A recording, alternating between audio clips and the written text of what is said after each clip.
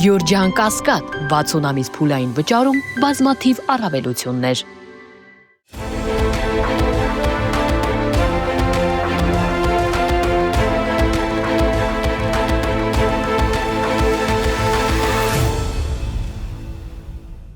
Բարև ձեզ, մեդիահաբի հարգելի հետևորդներ, եւ այսպես այսօր Ալիևը դիմելով իսլամական համագործակցության անդամ երկրների խորհրդարանների միության նստաշրջանի մասնակիցներին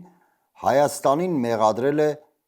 այս 30 տարիների ընթացքում թե Արցախում, թե այսպես կոչված Արևելյան Զանգեզուրում, որը մեր Սյունիքն է, մշակութային ցեղասպանություն իրականացնելու մեջ։ Ընդ որում նա Հայաստանին մեղադրել է, որ Հայաստանը ոչ միայն ոչնչացրել է բազմաթիվ մզկիթներ ու Ադրբեջանի մշակութային, այլ ողջ իսլամական աշխարհի մշակութային ժառանգությունը։ Այլ խոսքով ասած, Ալիևը հերթական ատելությունն է գեներացնում արդեն ողջ իսլամական աշխարհում Հայաստանի դեմ։ Հայաստանին մեղադրելով իսլամական աշխարհի, շեշտում եմ, ոչ միայն Ադրբեջանի, այլ իսլամական աշխարհի նկատմամբ մշակութային ցեղասպանություն իրագործելու մեջ։ Այս համատեքստում, հարգելի հետևորդներ, հիշենք նաև, որ օրերս տեղի ունեցավ այսպես կոչված Արևմտյան Ադրբեջան փառատոնը, որին մասնակցում էին թե Ադրբեջանի կառավարության անդամները, թե Ալիևի պետական, այսինքն պաշտոնական ներկայացուցիչները։ Այդ փառատոնի ընթացքում խոսվում էր նաև ադրբեջանցիների այսպես ասած վերադարձի մասին եւ փառատոնին հայկական մշակույթը ներկայացված էր որպես ադրբեջանական։ Ընդ որում նաև Հայաստանի Հանրապետության ողջ քարտեզը։ Ադրբեջանցիները պարում էին Քոչարի, տարբեր այսպես ասած խալիներ էին ներկայացված այդ փառատոնին, որոնք ամբողջովին հայկական մշակույթ են կրում, սակայն այդ ամբողջը ներկայացվում էր որպես ադրբեջանական։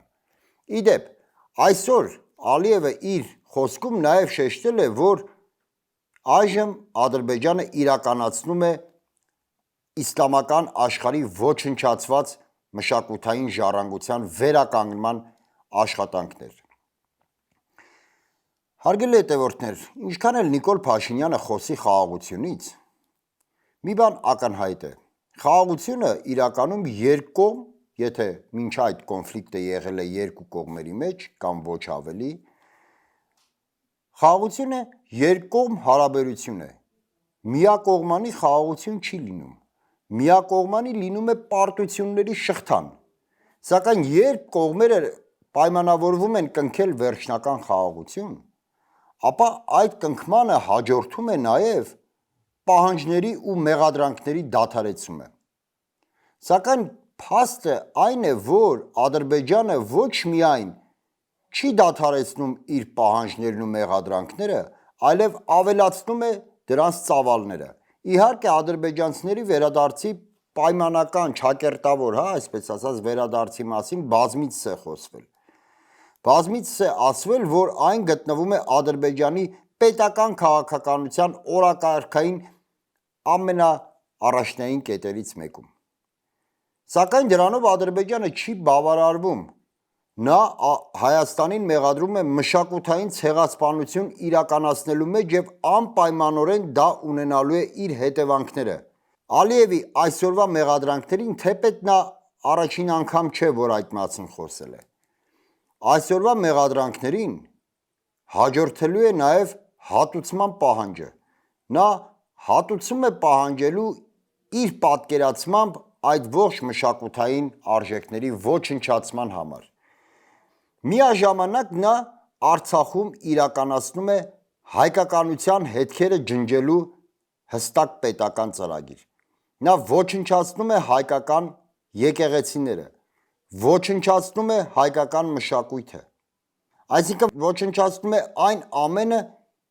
ինչը հուշում է, որ այստեղ հայեր են ապրել, ինչը ապացուցում է Արցախի հայկական լինելը։ Եվ միաժամանակ հայտարարում, որ իրենք իբր վերականգնում են ոչնչացված ադրբեջանական եւ իսլամական, ես անդադար ուզում եմ շեշտեմ, իսլամական մշակութային ժառանգությունը, որպեսզի եւս մեկ անգամ մեր ուշադրությունը բոլորիս հրավիրեմ այն հանգամանքի վրա, որ նման հայտարարությունը Հայաստանի նկատմամբ ատելության գեներացում է ողջ իսլամական աշխարհում, իսլամ ժողովրդի մոտ։ Իսկ ինչ է անում Նիկոլ Փաշինյանը ի պատասխան։ Ի պատասխան Նիկոլ Փաշինյանը եւ ընդհանրապես ՔՊԱ-կան իշխանությունը մոտավորապես արդարացնում է Ալիևի քայլերը։ Չեմ հիշում ՔՊԱ-ականներից որ մեկն էր վերջերս հայտարարեց, որ կապված Արցախում հերթական եկեղեցու հայկական հետ, որը ոչնչացվում էր, ասաց, որ Ադրբեջանը իր տարածքում, չգիտեմ, ինչ ուզում անում է, մոտավորապես նման կոնտեքստում։ Այսինքն այն նույն ժամանակ, երբ Ալիևը ոչնչացնում է հայկական մշակույթը եւ Հայաստանին մեղադրում ադրբեջանական մշակույթը ցեղասպանության ենթարկելու մեջ, ՔՊԱ-կան իշխանությունը արդարացնում է Ալիևին։ Այն նույն ժամանակ, երբ Ալիևը հերթական ատելությունն է գեներացնում իսլամ ժողովրդի մոտ, Նիկոլ Փաշինյանը, հիշում եք, կառավարությունից հետո ճեպազրույցի ժամանակ արդարացրեց հերթական վանդալիզմը ադրբեջանական, ասելով, որ պատկերացրեք, որ վաղը Արցվաշենը մենք հետ ենք բերում ու գնում ենք տեսնում ենք այնտեղ մզկիթ է կառուցված, ինչ ենք մենք անելու։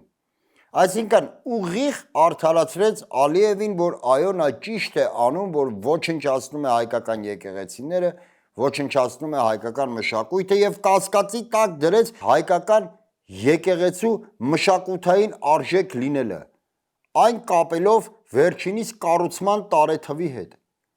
Նիկոլ Փաշինյանի պատկերացմամբ, եթե որևէ կառույց, եկեղեցի կամ չգիտեմ մեկ այլ կոթող չունի բազմադարյա պատմություն, ապա այն մշակութային արժեք չէ։ Եվ այստեղ խնդիրը ամենևին Նիկոլ Փաշինյանի գնահատականը չէ այս կամ այն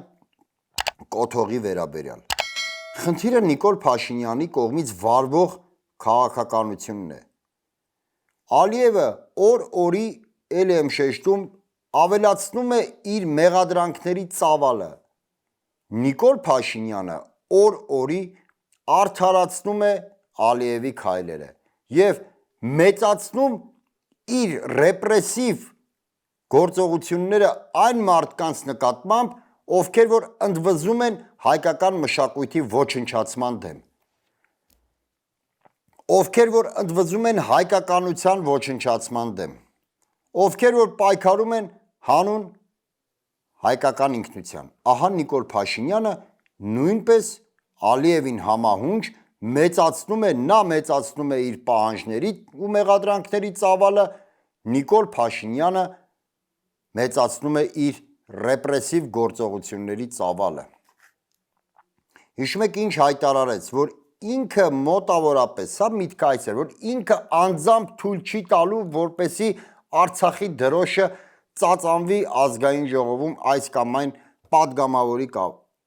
աշխատասենյակում։ Այսինքն Նիկոլ Փաշինյանը նույնպես պայքարում է Արցախի դեմ։ Նիկոլ Փաշինյանը նույնպես պայքարում է հայկական մշակույթի դեմ։ Եվ հեռու չէ այն օրը, որ Նիկոլ Փաշինյանը կընդունի, որ այո, հայերը Արցախում դեռևս իհարկե արևելյան Զանգեզուրին Ալիևի ձևակերպմամբ կամ մեր Սյունիքին չենք ասել, բայց այս պայդրությամբ Նիկոլ Փաշինյանը կմեղադրի, որ այո, Արցախում հայերը ոչնչացրել են այս կամ այն մզկիթը։ Նա արդեն դրա հողը նախապատրաստել է օրինակը բերելով Արցվաշենի վրա, թե ինչ կանենք մենք, եթե գնայինք տեսնեինք Արցախում մզկիթ։ Այսինքն, ուզում եմ ասի կոչնչացնենք։ Ահա այդ նույն տրամաբանությամբ Նիկոլ Փաշինյանը կընդունի իհարկե Ալիևի պարտադրմամբ, բայց գուցեև սիրահոժար, կընդունի, որ այո, Հայաստանը Արցախում իրականացրել է վանդալիզմ, ոչնչացնելով ադրբեջանական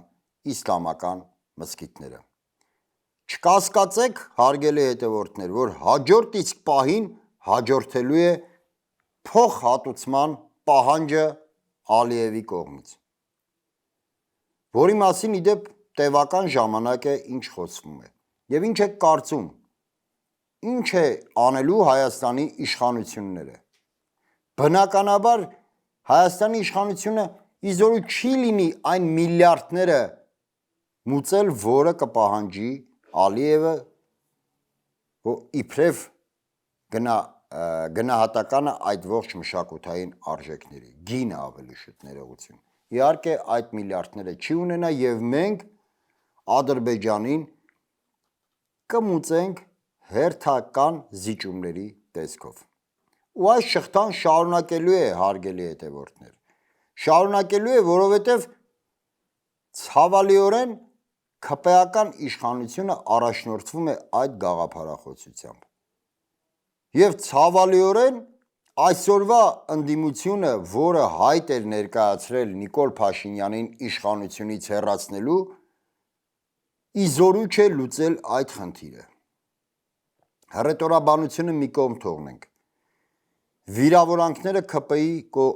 ՔՊ-ի հասցեին մի կողմ թողնենք, ծաղրական ինչ-որ գրառումները կամ ելույթները կամ չգիտեմ հարցազրույցի մեջ ակնարկները, այդ բոլորը մի կողմ թողնենք և անդրադառնանք քաղաքական խնդրի վրա։ Երբեք վիրավորանքը քաղաքական չի լինում, վիրավորանքը լինում է ընդամենը վիրավորանք, որը շատ հաճախ թուլացնում է քաղաքական խոսքը։ Այսինքն, եթե վիրավորանքներն ու ծաղրանքները մի կողմ ենք դնում, տակը մնում է մի պարզ բան, որ գոնե այս պահի դրությամբ ընդդիմությունը իզորու չէ հեռացնել Նիկոլ Փաշինյանին։ Սակայն կա մեկ պարտադիր պայման, որպեսզի կասեցվի Ալիևի պահանջների ու սպառնալիքների ծավալների մեծացումը, Նիկոլ Փաշինյանը պետք է հեռանա իշխանությունից, հարգելի հետևորդներ, այլ տարբերակ չկա, նա պետք է հեռանա իշխանությունից։ Բայց ելի եմ ասում, կյանքը ցույց տվեց, որ այս ընտրություններով դա չհաջողվեց։ Քաղաքականությունը իդեպ նաև չկանխատեսված իրավիճակների արվեստ է։ Ոչ մեկս չգիտենք, թե ինչ կլինի վաղը։ Եվ Աստված տա, որպեսզի այս աղետաբեր ընթացքը, որի մեջ գտնվում ենք, կասեցվի օր առաջ, սակայն կասեցվի միայն ու միմիայն սահմանադրական ճանապարհով, միայն ու միմիայն օրենքի շրջանակներում, հակառակը մենք ունքը ուղղելու փոխարեն աչքն էլ կհանենք, որովհետև ցանկացած հակասահմանադրական գործողություն հերթական աղետն է պետության համար։ Որպես օրինակ հիշենք 2018 թվականը, երբ Նիկոլ Փաշինյանը շրջափակելով ազգային ժողովը տապալեց սահմանադրական կարգը։ Թե հետո մենք ինչ ընթացք ունեցանք և ունենք առ այսօր, տեսնում ենք բոլորս։ Այսօր այսքանը, շնորհակալ եմ, կհանդիպենք։